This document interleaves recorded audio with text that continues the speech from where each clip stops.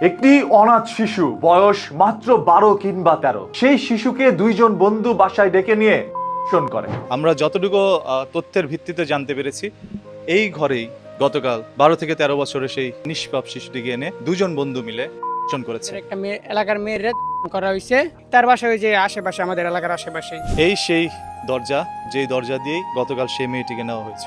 মাইয়া হিন্দে আইসে গেছে, ওই যে সিঁড়ি দিয়ে উপরে উঠছে, নামছে, আমাকে দিক চাইয়ে রয়েছে। অভিযোগ উঠেছে 1 থেকে 1.5 ঘন্টা ওই ঘরের মধ্যে ক্ষমতা চালানো হয় সেই ছোট্ট শিশুটির উপরে।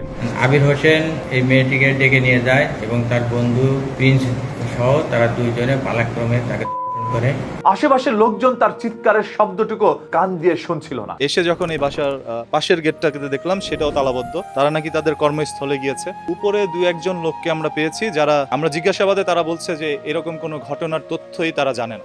নিচে এমন একটি অমানবিক ঘটনা ঘটে গিয়েছে, আর উপরের ভাড়াটিয়ারা এই বিষয়ে কিছুই জানে না। অভিযোগ উঠেছে 1 থেকে 1.5 ঘন্টা ওই ঘরের মধ্যে ক্ষমতা চালানো হয় সেই ছোট্ট শিশুটির উপরে। পরবর্তীতে সেই নরপিশাচগুলো তাকে ঘর থেকে বাইরে বের করে দেয়। সেই তীব্র যন্ত্রণা নিয়ে সেই মেয়েটি কোথাও হদিস না পেয়ে গেল উত্তরখান থানায়। সেখানে গিয়ে অভিযোগ করে, আমার সাথে এরকম নির্মমতা চালানো হয়েছে। অভিযোগের ভিত্তিতে পুলিশ সাথে সাথেই ঘটনাস্থলে চলে আসে এবং মাত্র 2 ঘন্টার মধ্যে সেই অপরাধী দুইজনকে গ্রেপ্তার করে থানায় নিয়ে আসে, যাদেরকে আপনারা এখন দেখতে পাচ্ছেন। আমরা মাগরিবের পর সংবাদ পাওয়ার সঙ্গে সঙ্গে আমার ডিসি মহোদয়ের সরাসরি নির্দেশক্রমে এবং এডিসি মহোদয়ের নেতৃত্বে আমার একটি চৌকস টিম আমরা ঘটনাস্থলে যাই। এই ধর্ষকদেরকে আমরা গ্রেপ্তার করতে সক্ষম হই। এদের বয়সও বেশি একটা না। সম্পর্কে এরা দুইজন আবার চাচাতো ভাই, অন্যদিকে বন্ধুও বটে। এই 2 বন্ধু মিলেই পরিকল্পনা করেছে ওই এতিম অনাথ শিশুটিকেই একদিন তারা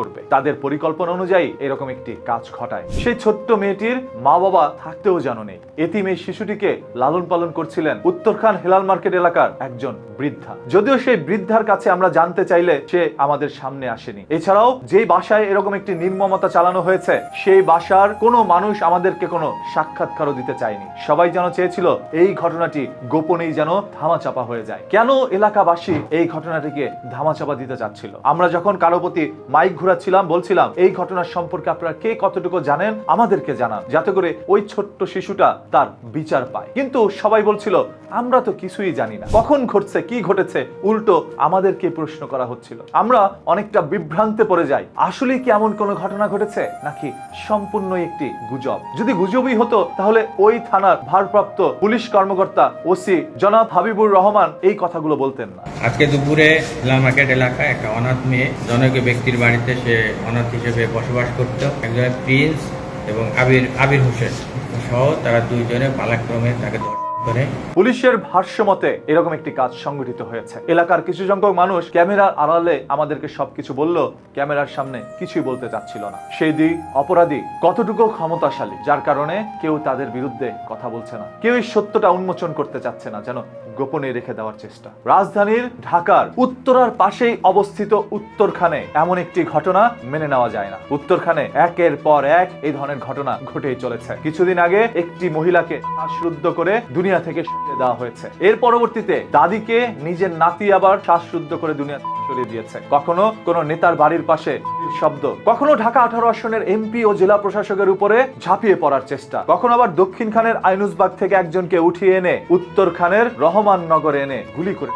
যেন এই উত্তরখান এখন এক আতঙ্কের নাম। আসুন সবাই একটু তৎপর হই। কারা এই ধরনের অপরাধগুলো সংগঠিত করছে তাদেরকে চিহ্নিত করে আইনের হাতে তুলে দেয়। আইন যেন জনগণকে সহায়তা করে, জনগণ যেন আইনকে সহায়তা করে। এই উত্তরখানবাসীকে রক্ষা করার দায়িত্ব এখন প্রশাসনের। সরকারের এদিকে আরেকটু নজর বাড়ানো দরকার। ভিডিওটি শেয়ার করে দেন, যাতে করে ওই এতিম অনাথ শিশুটি বিচার পায়। প্রতিদিনের এই ধরনের ঘটনা, দুর্ঘটনা, লুকোনো সত্য জানতে চোখ রাখুন নিউজ কিতে।